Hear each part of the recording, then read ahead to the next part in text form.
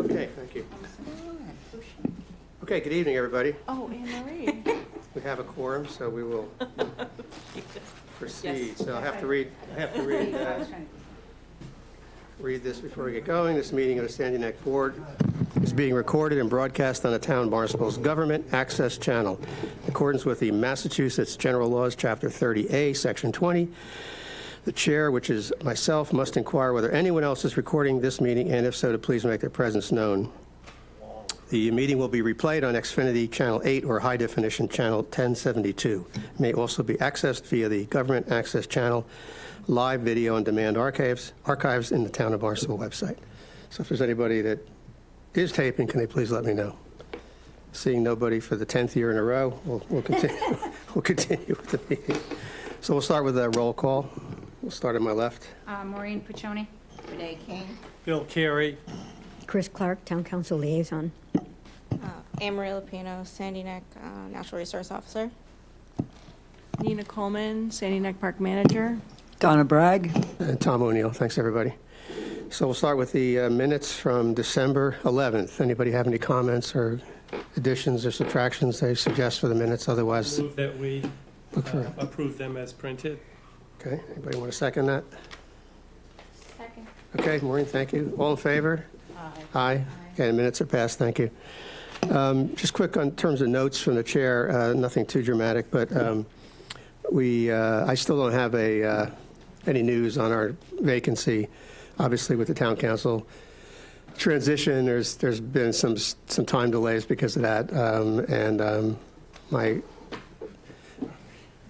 town council liaison, Ms. Clark, down there assures me that it'll be happening hopefully soon. So we've had the opening since June of 2023, so hopefully by June of 2024, we'll have somebody on the board, but these things don't happen quickly. So I'll let you know if I hear anything, because obviously we're not involved directly. So,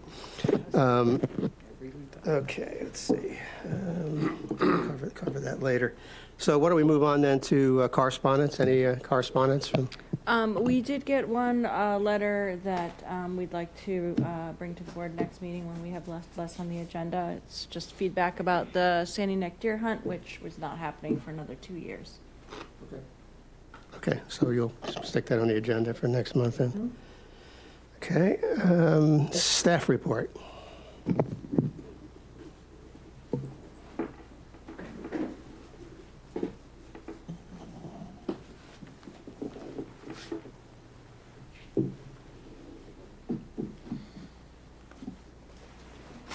Beginning.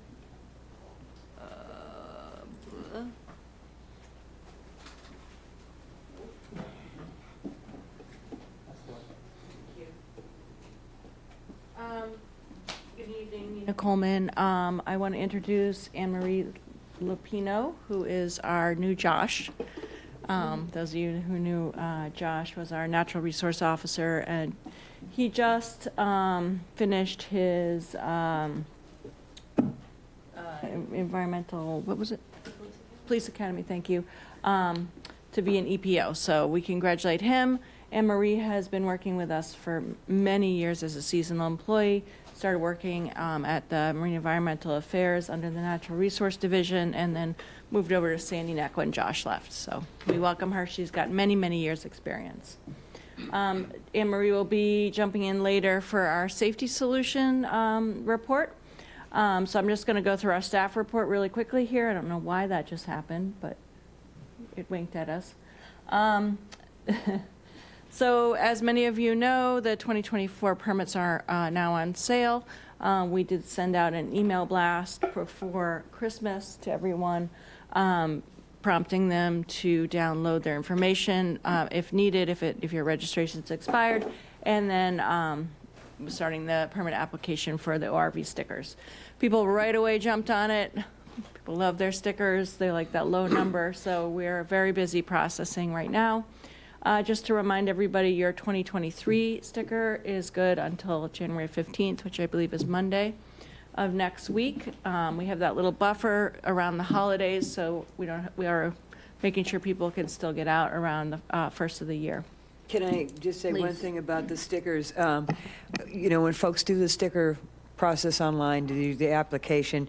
There's 2 boxes to check whether you want to pick it up at the gatehouse or have it mailed. Currently, because the gatehouse is closed and we're busy processing stickers, all permits will be mailed at this time.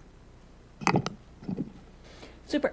So our gatehouse hours are open by appointment only. We still do have some merchandise on sale, so do call us and we'll meet you over there if you would like to purchase or dig around in some of the sales bins. And just to remind you, our ORV Beach is open 8 a.m. to 4 p.m., weather permitting, which has been on and off lately, but we do close those gates at 4 p.m. And no campfires this time of year.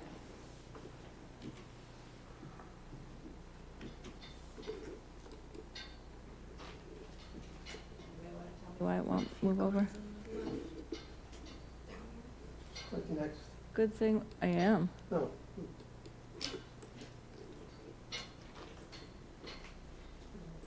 You see the scroll bar at the top? So when it blinks, it looks like it. I'm gonna end show. How's that sound to you guys?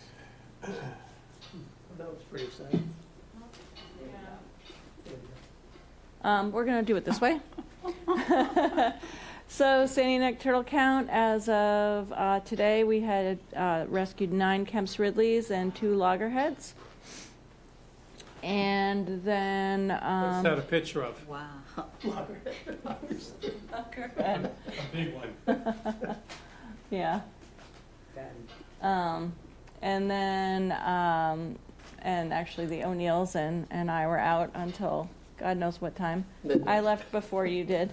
Because we had a big north wind last night. There weren't any turtles. There was loggerheads coming up to last night's storm, but for some reason we didn't have any turtles.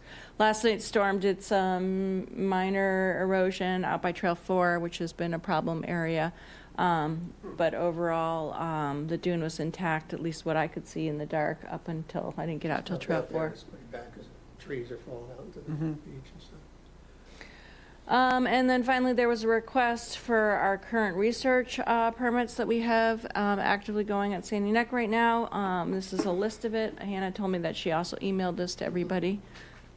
So I'd be happy to answer any questions, but you can see it's kind of all over the board between tick sampling, bird studies, a lot of studies about climate change and how the salt marsh is responding to climate change, and a lot of studies about how vegetation is genetically changing and adapting to climate change. So some of those long titles, that's actually what that means.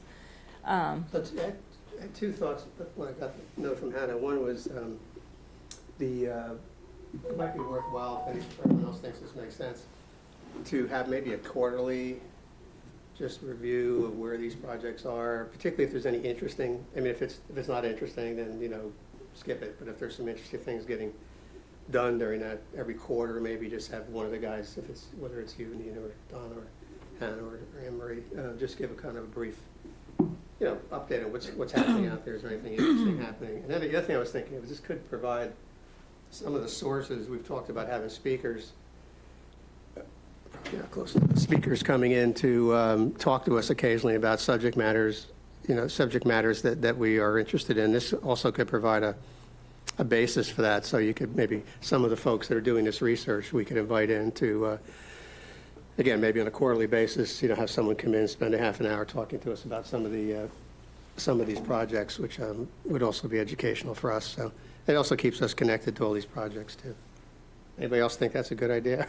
I think it's a great idea. I think of it on the side of the youth, and this is their, some of them, that's their space, the environment. And one of the things I mentioned at the Recreation Commission meeting today, one of the highlights that I mentioned at the Recreation Commission meeting today was connecting the Youth Commission to the data. I found the report you did on the endangered species quite interesting. And I will be participating in their monthly meeting next week, and I want to share what I've learned to see if there's some interest there. So I do think that this, from a scientific perspective, it's their world, it's their area, is quite interesting. So, Yeah, we had actually Renee and might have been Bill, I forget, we three of us were sitting around after the last meeting for half an hour just talking about things. And one of the things that Renee pointed out, and I completely agree with, is that, is there ways to get the younger population, more connected with the board? Obviously, most of the members on the boards tend to be people that are a little bit further on in their lives. And we don't really have a young, particularly young, member of the board. Not trying to make anybody feel old, but is there something we could be doing more to try to engage the youth of the town in this process? I don't know what the answer is, but I mean, it's something for us to think about, I think, as we move forward. So. I know some of the RecCom members are younger, and I think that was how we got on this subject, because we're still not sure if Renee is going to keep this position or transition it to someone else on the RecCom, but that might be another opportunity to get a younger person on the board. Yeah, Bill? I think research is such an important aspect of Sandy Neck that we really should be paying more attention to it. And having this list is a start, but I think it'd be very valuable to have a little more meat to it, like conclusions, what the hypotheses are, what the conclusions are. But I know that you don't want to be inundated with too much information, but it just seems that that's not giving us quite enough information. Well, that kind of goes on the line of what Tom was saying as far as, like having a quarterly update or something like that. If there was any information that stood out that might be interesting, I think that would include that.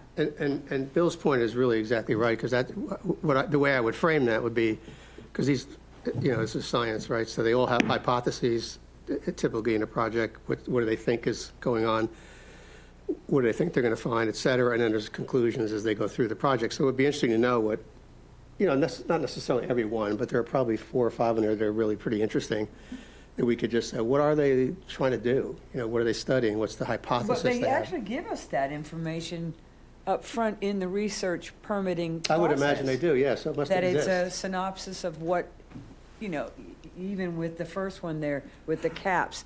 Now, that's a very broad thing, but they've really, their project is a very small part of that. So if that is something that when we get these research applications, that we can actually pass it on, the information that they give us and say, this is what the tick sampling's doing, this is what, that type of thing's doing. Because Nina approves all these, and she's got to look over all this information. And it does give you a little bit more of an idea of what their project is. Yeah, and I think that's what, Chris? Thank you very much, Tom. I'm wondering if it's asking too much to see if on the Sandy Neck webpage you could make a link to a library of the final reports done from some of this research. I worked for Natural Resources in the 90s, and I remember there was chatter or this talk about the Dutch research done on the Great Marsh.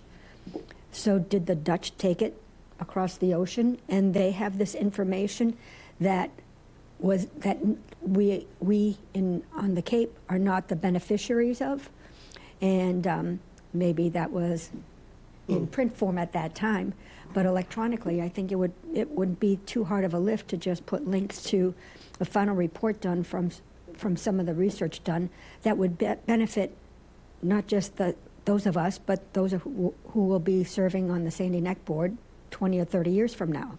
They might say, oh yeah, that Spadefoot thing, that was a thing done, and how is it compared to us now?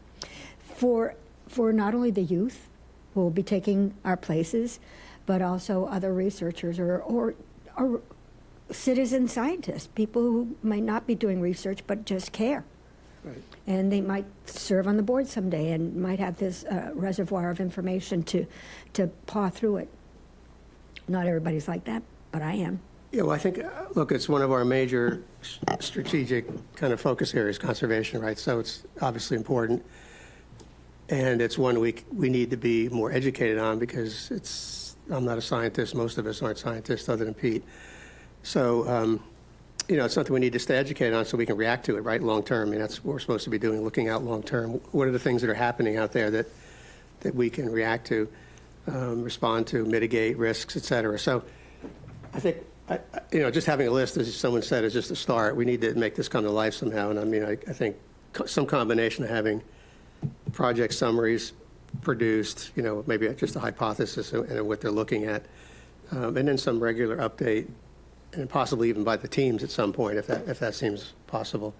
They could come in and talk to us if it's something that's really, close, particularly close to Sandy Neck, the beaches, maybe as opposed to the marsh, which is a little bit less in our control. But so we'll give it some thought. And I just maybe- want to, a lot of these are multiple locations. Yeah. A lot of times they use Sandy Neck as the clean site. So in one of these studies, it's like, how is the salt marsh, able to move inland as climate change occurs, and there's a lot of infrastructure in the way. Well, Sandy Yep. Neck would be your clean site where it can move inland. So just want to point out that this is not, these people are not there every day. It's Yeah. now and then, and we're one of many of their sites. Right.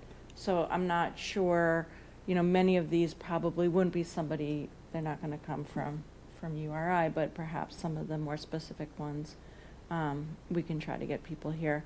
When they're just a site of many sites, we just approve the permit. In the past, I have had people come and talk that are doing something just at Sandy Neck. But I mean, I think having the context of how Sandy Neck is compared to these other places would be equally important and interesting, because in isolation it's interesting, but in context where you compare it to other Yep. similar situations, then you can kind of see the contrasts and what's going on and what's not happening differently. So I think let's explore it. We can talk some more about how we get the information pulled together. And I think, as Chris said, I mean, it takes 2 seconds to put a link on a website, and it's there pretty much forever. So if that's helpful, we could certainly do that as well. I know Donna's taking notes furiously here. So, okay. Any other comments on You this? blinked again and it took your link away. Yeah. Well, That was last I time. hit the wrong button, and so now we're all set for Anne Marie. I didn't want it to, I was going under view, not show. So we are good to go for her when you're ready. Yeah, so do you want to cover let's just go through the old business first then before we, there's nothing new on the project that I'm aware of, on the beach erosion project. I'm going to hopefully schedule a quick call with the project team sometime between now and the February board meeting. So hopefully in February, we'll have a bit more roughed out update, which is what we had originally planned anyway, because we thought some of the permitting might be done. I don't know if you have anything new on that right now, but I'll chase down. No, I would say there's nothing new. I'm seeing a lot of progress. They're moving towards the 90% design. A lot of constructive conversation about traffic flow, so we're down to those details. We're starting communications with Natural Heritage, which is a pretty heavy lift, dealing with the spadefoot toad habitat. And then the schedule says February for a notice of intent and another outreach meeting. So we'll be able to report on actual dates for those, I think, at the next meeting. Okay. It probably seems unlikely we're going to have a public meeting in February, given where we are now. So, Yeah, it's February or But- March. yeah.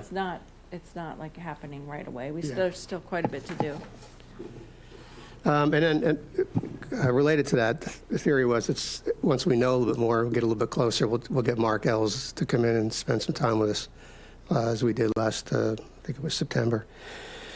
Okay, so public outreach, Bill's not here, so we'll just move on to the safety presentation.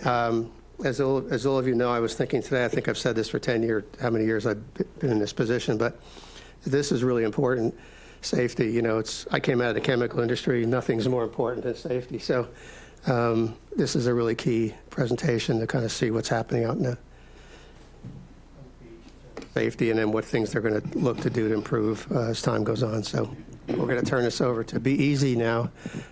I told Anne Marie this was the shark's den, so this. All right, so Anne Marie, unfortunately, only that's working on the side thing. That's what it was like last There night. you go. That was a real thing. Yeah. I think so, yeah. Yeah, hi. That photo, that's great. I did. Beautiful. So yeah, again, my name's Amory Lapino. I'll be going over the safety solutions for the 2023 season. This was on one of our higher tides at the end of the summer, Labor Day weekend. And yeah, camper owner was there 5 minutes before this happened, ran home and came back to kind of a moat. But thankfully that was the extent of it. So we'll get started with the ORV permits and camper nights for this year. So for Barnstable residents, there were 1,459 permits sold, non-residents 2,907, and then there were 128 property owners. So the total came in permits in all was 4,494. Camper nights this year, it was 3,097. So kind of taking all that data and then relating it to last year, both were decreased. So it was an 8.3% decrease in permit sales from this year to last year. And then it was a 17.9% decrease in camper nights overall. And when you take that and think about it, though it seems like, that's a negative, point, in the grand scheme of things, because of the weather this summer, that's why those sales were down. Yeah, rains every weekend. Yeah, so it's probably 3 or 4 good weekends out of the entire summer. So because of the rain and overcast weather, it really kind of hindered those sales. So overall, we'll kind of get into the aggressive behavior. So this is a chart from 2013 all the way up to 2023.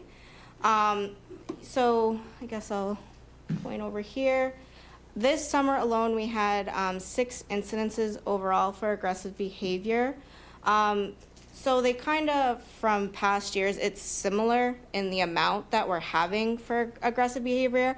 But if you look at what it involved, it was more of uncomfortable situations in language that came from patrons on the beach. That was the overall consensus from it. So we had 5 involving a Sandy Neck staff and then 1 involving patrons on the beach. So one of them happened in April. There was a woman who got asked to leash her dog, and quite a few times she had altercations with staff, to the point from when she was told to leash the dog to the point when she basically drove past the gatehouse and left. Each time she had her own interactions with staff. We had an incident in July where there were a woman and her son were walking their dog. The dog defecated, and then from there, another patron on the beach was upset that they didn't clean it up right away, but they were going back to their vehicle to grab a dog bag. So that got de-escalated from Sandy Neck Park Manager Nina Coleman and seasonal staff, and both patrons had left the beach for the day. Also in July, which was probably one of our higher elevated situations, was a seasonal staff gave a patron a citation for speed, and then kept, in his demeanor, kept questioning her ability to the point where she had a full-time staff member come and assist the situation. And to mitigate everything that was going on, we did a 24-hour ban and had him leave for the day. And in the process, he wanted a sworn officer to come down to take a statement because he was upset with the situation. And so we had an officer come down and statements were taken with everyone. And he was able to de-escalate the situation.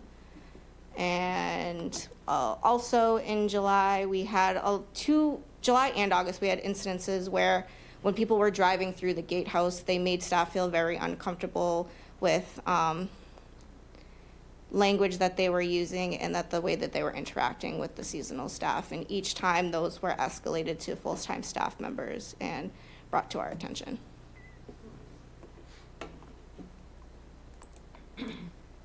So kind of to take the last slide, I kind of put it into trend perspectives instead of just kind of throwing all the data for this year versus other years up there. So it's showing that for aggressive behaviors, it's kind of a linear change, somewhat decreasing, but it's kind of been constant in the same amount that's been happening for the last 11, 10 years. And then if you look at assaults, that is on a downward trend, which is really great to see. I mean, I think you also have to account for like COVID. There wasn't a lot of people at the beach, but even after COVID now, with things we put into place like the HCP, so having that, even that more small amount of beach open during the prime season, it helps people spread out a little bit more and not be so on top of each other to have like aggressive situations.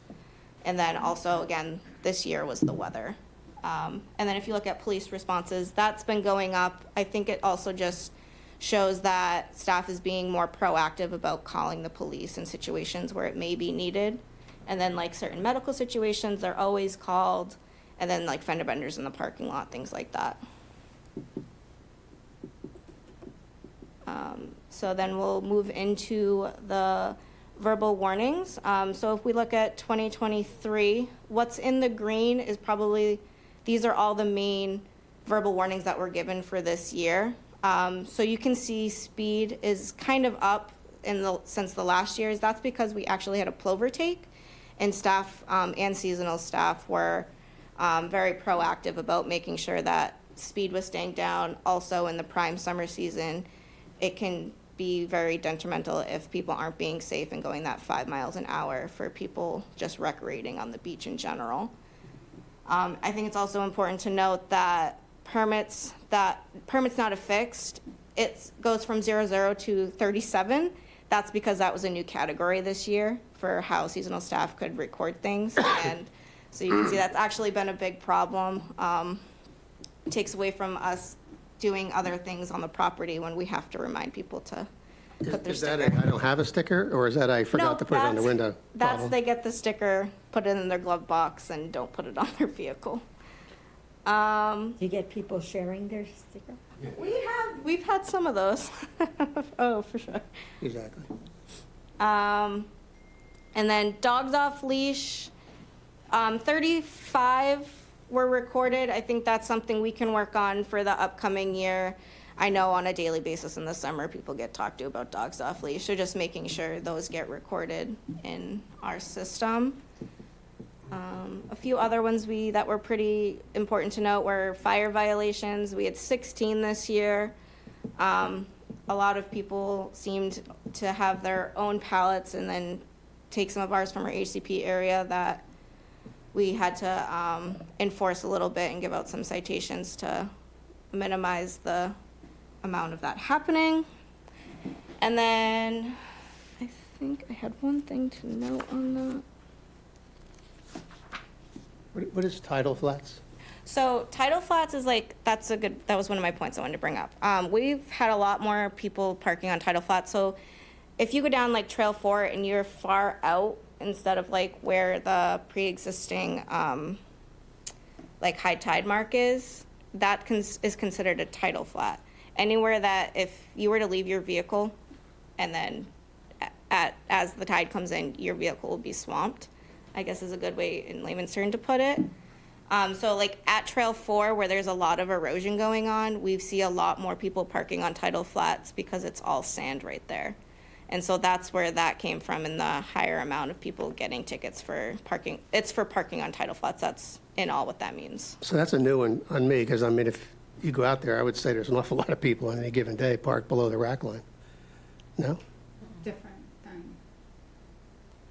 Yeah. different than what you're talking about. Yeah, I think tidal flats is like way out there. Like you have all the vehicles up here and there's a vehicle Okay. down by the water. We do a lot of adjusting people to be, as close to the high tide line as possible, but that is a moving target. Yep. But we do need patrons up high when the tide comes in. They're not going to get swamped, and they're not driving on sensitive habitat as well. And then my other thing I wanted to know is one thing that we're going to improve or work on for next year is like required equipment. I know when a lot of vehicles got stuck this year, I don't necessarily feel as though that was also included, so it'll just be something to work on. All right, so then we'll go into written citations. All right, so the ORV permits required, there were 10. Tire pressure, 3. Campfire violations went hand in hand with also the wildlife harassment, disrupting and feeding. Those went hand in hand on the Bodfish Public Beach when the pallets got involved. They weren't only having a fire and not taking the pallets from the beach, so they were, vandalizing property. They were also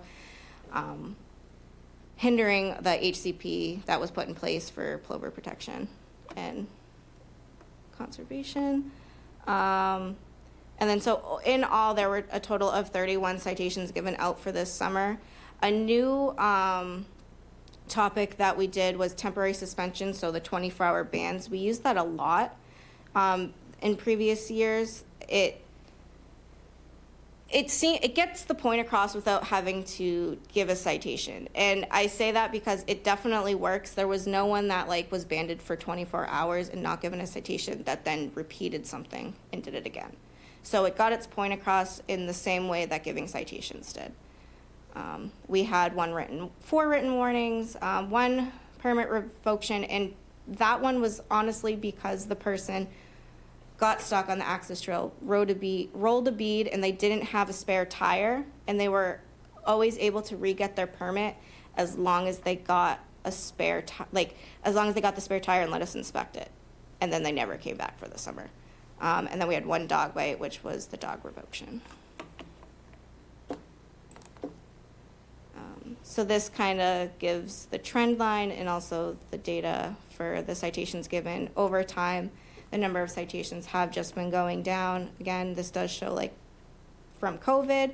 And this year, I do have to say, I think we would have had more citations had the summer been nicer, and it was a busy summer. So we'll move into EMS responses. That trend is going up in the amount that we're having to call for EMS. I do have to say, I also think that's staff being proactive. EMS is getting called before you absolutely need it. So in an event someone falls, EMS is called. If they don't want EMS or to be checked out by them, that's their own thing. So we have a good relationship with West Barnstable Fire, and we've been proactive about using it. So from the EMS responses that we had at the beach this year, these are the top 6. So we had a tent camper. They had muscle spasms in their back. West Barnstable Fire was able to transport them out safely. We had a priority 1 medical at the cottage colony for a seizure. That person was able to be taken by boat with West Barnstable Fire and got help at the hospital. Distressed kayakers, there was children on a paddleboard that went out too far. Agencies involved were Harbor Master, West Barnstable Fire, the police department, and Sandy Neck staff. Thankfully, they were able to get themselves in. And one of them was checked out by medical, not because he was in need of it, but because he just was frightened from the whole situation, and it helped to calm him down. We did have another camper fire this year on the access trail. It wasn't like the one previously. It was able to be extinguished with a fire extinguisher, and it was due to a mouse nest that had been in the engine. We had a priority 2 medical at the cottage colony. This one was there wasn't necessarily a medical emergency, but the person needed transport to the hospital via their doctor's orders. And then we had a staff medical situation that a staff member needed to be transported from the closure line when it was around Trail 2, actually around Trail 4, to the gatehouse to then be brought to the hospital by West Barnstable Fire for stitches in their head.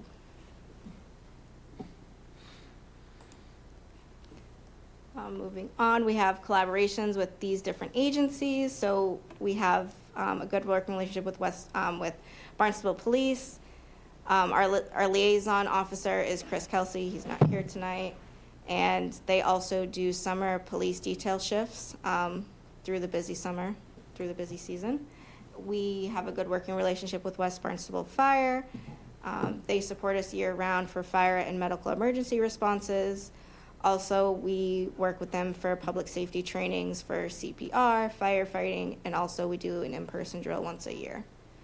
And we are working with Harbor Master, Barnstable Harbor Master, they support us for all water rescue incidences. Also, we are working with them for jet ski policy and jet ski training for our newly acquired jet ski.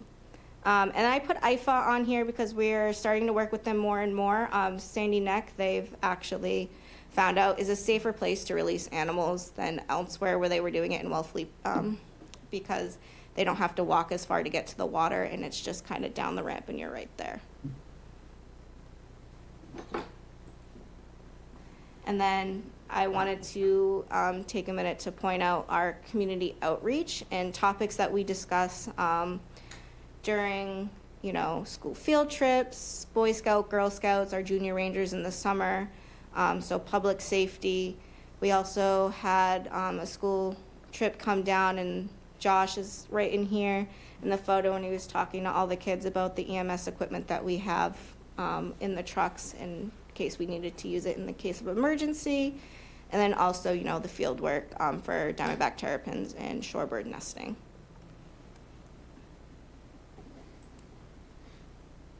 So the 2023 solutions that were implemented this year. We'll start with staff. Antonio Macha was promoted to be a full-time natural resource officer and is going to be splitting time between natural resources and Sandy Neck.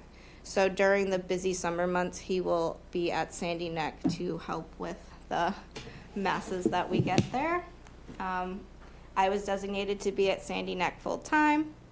And then one big thing that was really great once we got the jet ski was Harbor Master and Sandy Neck staff completed jet ski rescue training.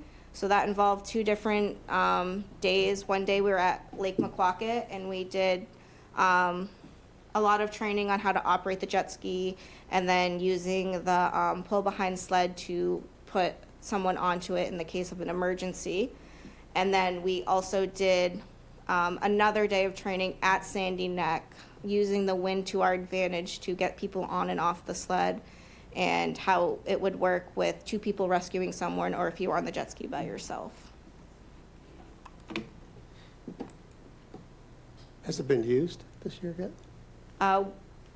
We took it out to do some float rescues, and then in the event of a few calls that came in, we assisted with having it available. For vehicles, a Chevy Tahoe is being purchased to act as an emergency response vehicle for beach rescues, along with any other educational fleets to bring people out in, so they don't have to cram in a bit of a truck. Emergency medical equipment has been standardized across the fleet of Sandy Neck Patrol vehicles. And then all fleet vehicles have been equipped with extinguisher mounts and or holsters. So they've all had them, but it's just to make sure that in the event you need it, you know where it is, and it will always be there. For patrols this year, we did hourly patrols on Bodfish Public Beach during the busy weekends. And then we added 2 portable toilets in wood storage at Trail 4 campsites. I think this is important to note, so we're not taking away time just to go out to the campsites to bring wood. And then for the bathrooms, it's for all the user groups, hunters, hikers, and the campers, just to have more accessibility to facilities when they're in that area. And then we did tire pressure checks at the access trail, which helped preserve the access trail as much as you can, catch people not airing down. And then we had a designated jet ski response personnel assigned to each day shift, which worked really well. So If you were assigned to the jet ski, you stayed between the gatehouse and Trail 2 at all times. In case of an emergency, you were able to respond to where it's located right off the access trail.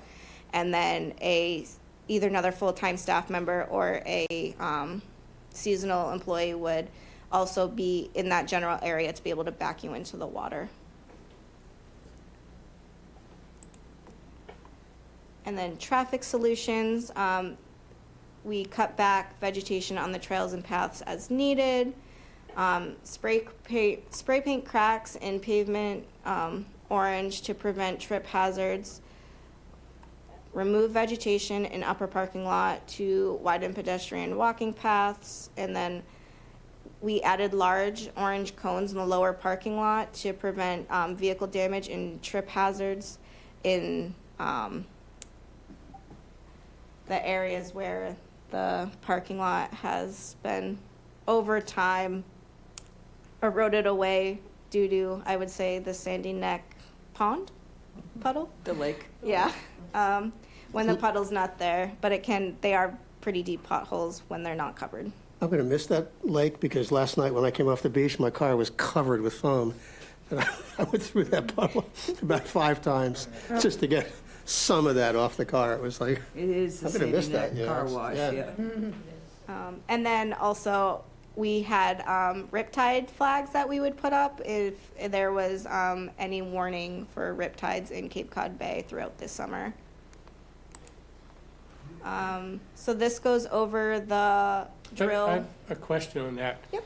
Have we had to close the beach at all because of riptides? Not this year. This was the drill that we do yearly at Sandy Neck.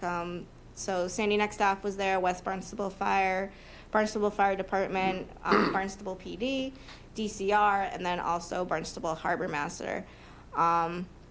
So the drill was on June 27th, 2023, and the scenario was unmanned kayak found on Sandy Neck ORV corridor, occupant lost within the property.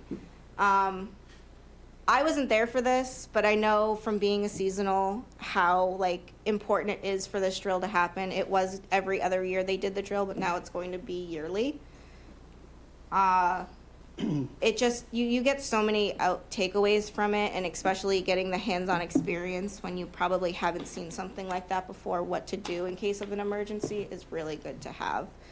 So the outcomes were jet ski training exercise, enhanced communication between all agencies, and then seasonal staff introduced to hands-on emergency situations. So we're going to move into, I guess, looking forward. So for the 2024 season, I will become a certified EMT.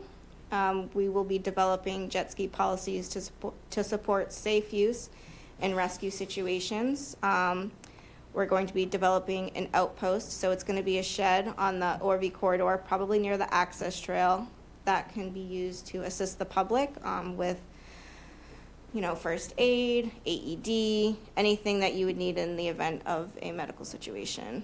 Update weekly equipment and monthly AED check procedures.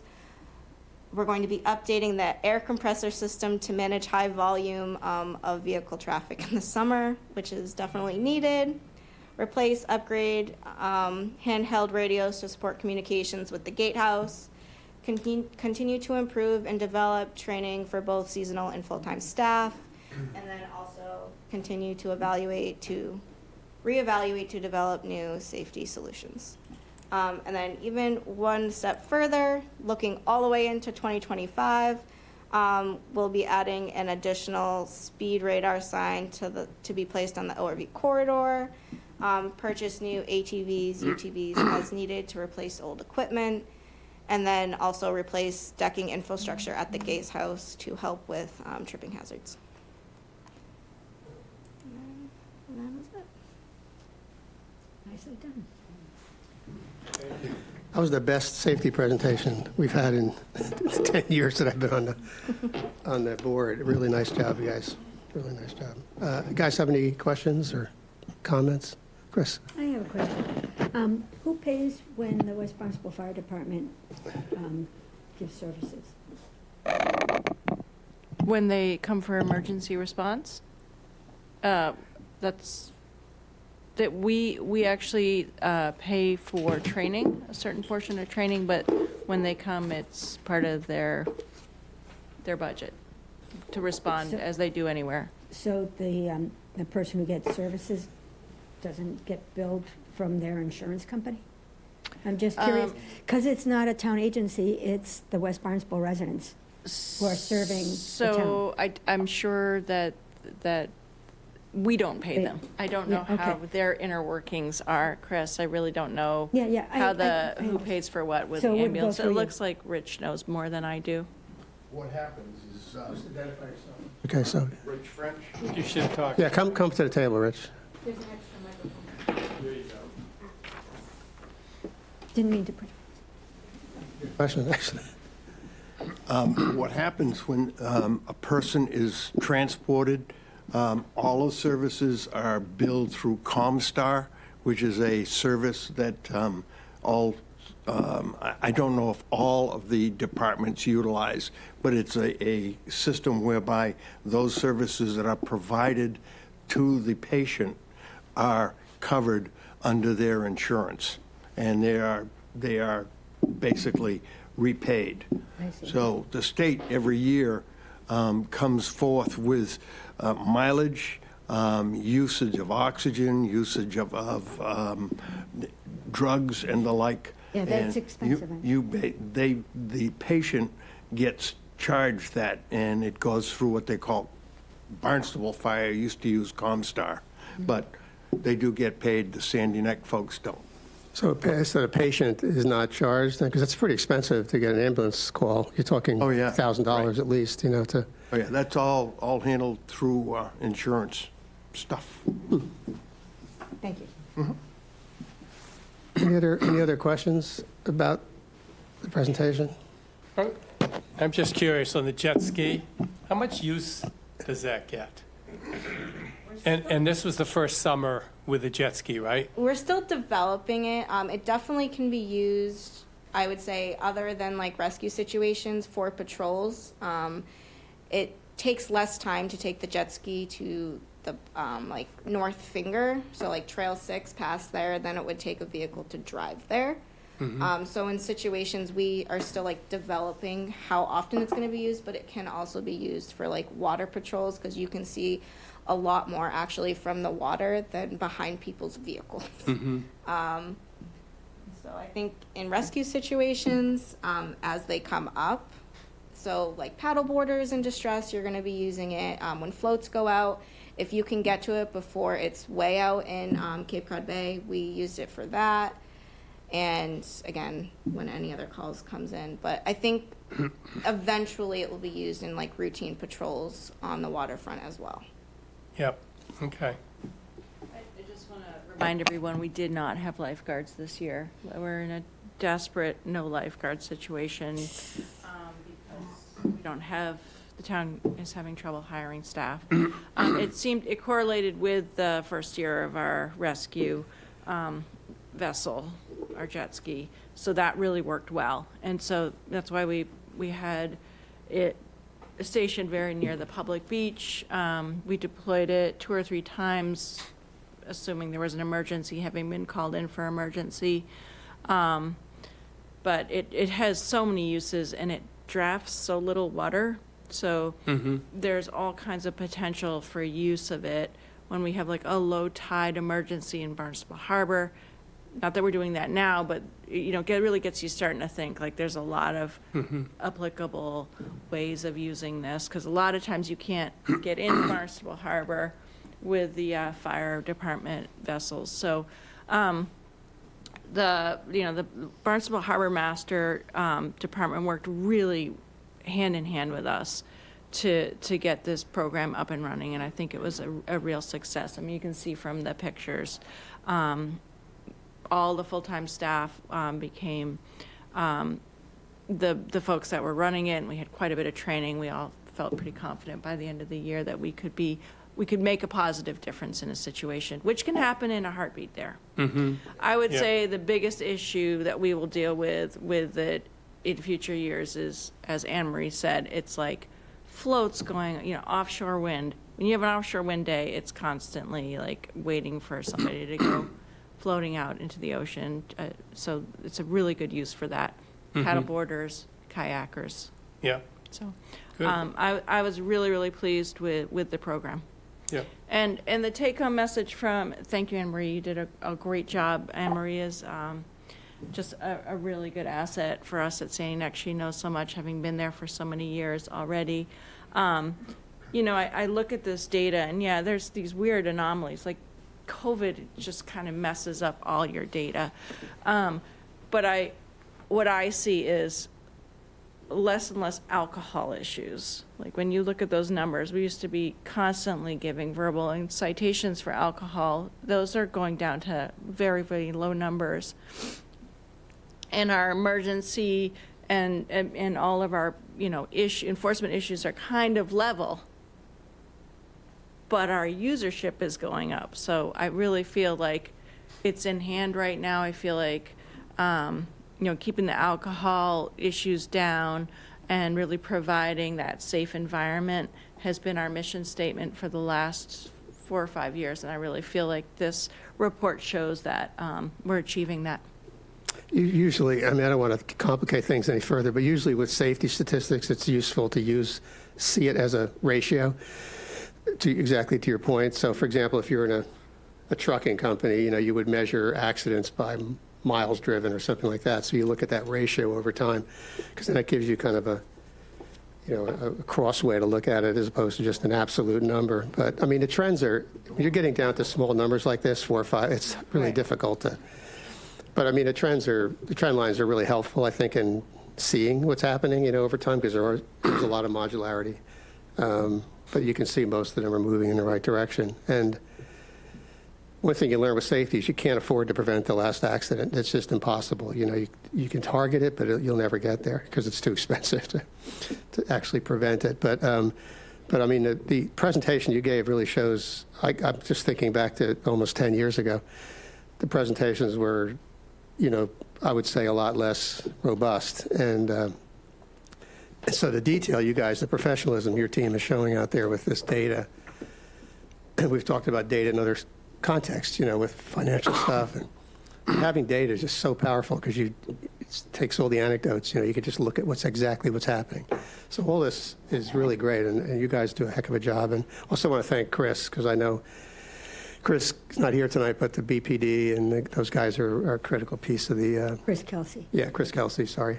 A critical part of the process backing you guys up out there. So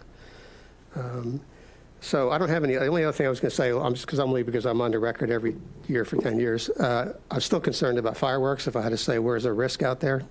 There were fireworks the other night out there. It's midnight, and they were shooting them off Bodfish. Somebody was. I still worry about that more in the summer with all the campers and cars and everything else out there with all those tanks of propane. And so anyway, I don't know if there's any more we can do with that, but it would be nice to see a little fewer fireworks out there during the summer. Any other comments on the safety presentation? Well, yeah, we'll have public. We're pretty much a public comment. Go ahead. Just identify yourself. Tracy Hallett. Are you going to transition to electric ATVs and gators and stuff anytime soon?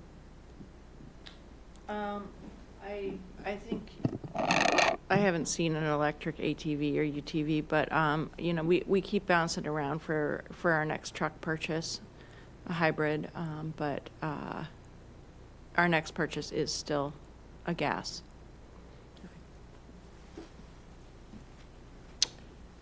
Any other questions or comments about the safety presentation? Rich? I do. Very nice presentation, I must say. But the one thing that I did notice that everything is West Barnstable, and I have a parochial reason for bringing this up, all right? I'm from Barnstable.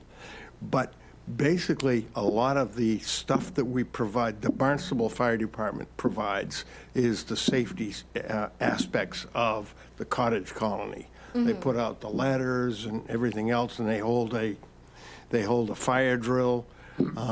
for the cottage colony. So I just think that that should be worked into your presentation next year. Okay. Okay? And on the issue of the folks that do the studies, spadefoot toad, so on and so forth, is there any thought to having them utilize the halfway house as a starting point to take and utilize that facility to take and run some of their studies? That's all. Thank you. Thank you for those 2 points. Barnstable Fire Department was involved with our training. I believe that was on there. And responded as well to the cottage colony. But yes, we work with both fire departments, and they're both really important to the success out at Sandy Neck. Okay, we're at public comment. If there's anybody else has any comments they want to make? Okay, Chris. Can you please tell me how, I'm impressed with the pictures of the stranded turtles. How are the strandings compared to years past, or what's the trend? Yes, it's a trend. So last year was 150. Yeah, it's like almost 150. 152. So we're just talking about Sandy Neck, not Cape Sure. Cod. True. So when you look at turtle stranding trends, you really need to look at Cape Cod, because if they land on Sandy Neck, it just has to do with wind. Yeah. So last year, the winds were great, and we had a lot of turtles this year. We've only had, a handful. Does anybody remember the number? It's under 1,000 for Cape Cod. Anybody, do either of you It's- remember that I number? think The it's- last thing I looked at was, it was around 700. Yeah. So, which is down from last year. There really isn't a rhyme or reason, because when it shuts off, it completely shuts off. It's not like we've missed a bunch of Yeah. turtles, because otherwise they would continue to show up dead, throughout the whole Cape. And that does happen on occasion, but for whatever reason, this is where we're at this year. So in the town of those that were rescued, how many were survived? Do you have We won't know that for a You're while. not done yet. So the turtle strandings, just real quickly, the turtles, of course, are the same temperature internally as their external, as the water. And so they're very cold and extremely lethargic, if not looking like they've already expired when we pull them out of the water. So that's all we see. We don't warm them up quickly. You definitely don't. There's a very slow warming up process, because you don't want to warm up all the bugs and have them attack the like all the bacteria and stuff. So there's a very slow warming up process, and then there's a very long rehab process. So we really wouldn't know how well our this year's turtles did for many months. Last year we were able to communicate with the New England Aquarium, where they had a number of Sandy Neck turtles.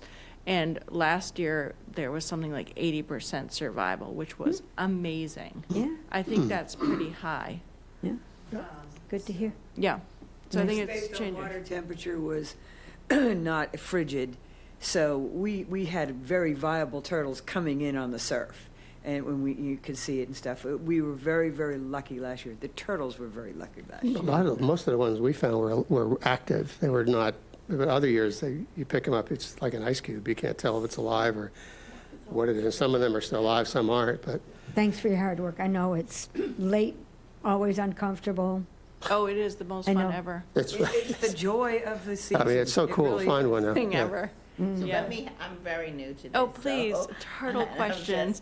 So once the turtle is rescued, Yeah. once the turtle, where does it go from rescue? Because it sounded like it goes to another stage for rehab. Right. So they once they're cold stunned, there's no like warming them up and sticking them back in the ocean. They have to be rehabbed for a number of months.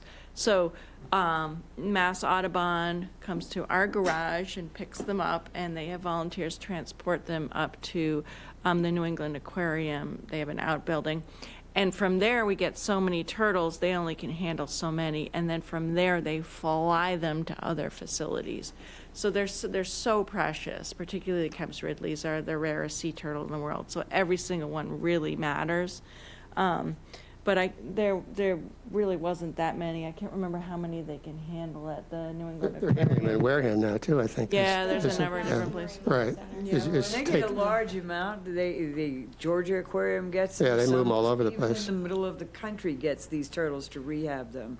We were very, very fortunate to go up to the Turtle Hospital in Quincy to see our turtles this year, to see the job that they do, which is amazing. So it's a joyful time for us. It really is.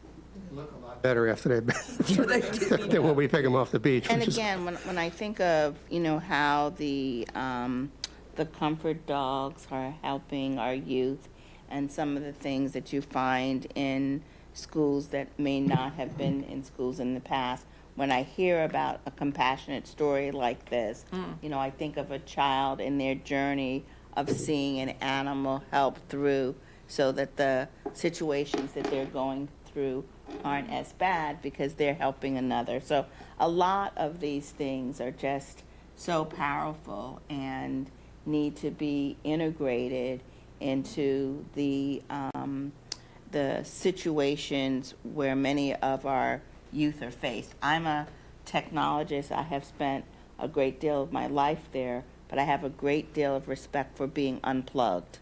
And I think that these things are being unplugged from the technology that allows our kids to live in a world of experiencing the world versus just being connected in that capacity. So I see a lot of potential here. I'm looking forward to potentially bringing a youth commissioner with me to the next meeting, because I do think that they have, when they told us that they are on the Recreation Commission because they're finding their voice and they're finding their purpose, some of them may find their voice and their purpose in this space. When are you going to come out for a ride? I am. Because you really, You could have come with me last night. So excited. unplug Unplug and come on. Disengage. Your pictures really. and enjoy it. Because I have the visualization of what this experience is just, if you've never done it, you can't even imagine what it's like. So yes, you have my word. Should have taken her out last night. She'd have. I know, when I heard that, I was like, oh, shucks, what did I do? I'm It was looking for something It was else. hairy, yeah. I don't know how exciting the next meeting is, so let's definitely. Get out with it. Just call and Just we'll come. take Yeah. you out and we'll Absolutely, we'll yeah. do it. And now that we're going to have a new vehicle that we can actually transport people in, when you talk about your children, that's very near and dear. We do have a lot of potential. We really, really do. Really 'cause do. And there were a Make lot of programs at Sandy Neck aimed at, Yeah. the youth population, all kinds of programs. Do you still have that great video of the turtle rescue that you had last year? Yeah, It's on the- on the On the Is it still on the website? yeah. Yeah. You've got to see The it. Cold Stun, it says Cold Stun Turtle Rescue, and it's amazing. It was so much fun. It was a great time. And the other note I'll point out with the challenge the town is having finding lifeguards. So John Gleason gave an update this evening. They are really working through the steps to have a certified lifeguard class integrated in Barnstable High School, Oh, great. so that they will be able to take it, get credit for it, and then help us produce that. So he gave an update. It's not complete. They are working toward that, but we have too many students that could fill that void. Well, because you're new, you might not know this, but we've had an ongoing kind of program with the Boy Scouts. Bill Monroe has has led this with particularly Eagle Scouts doing projects at Sandy Neck.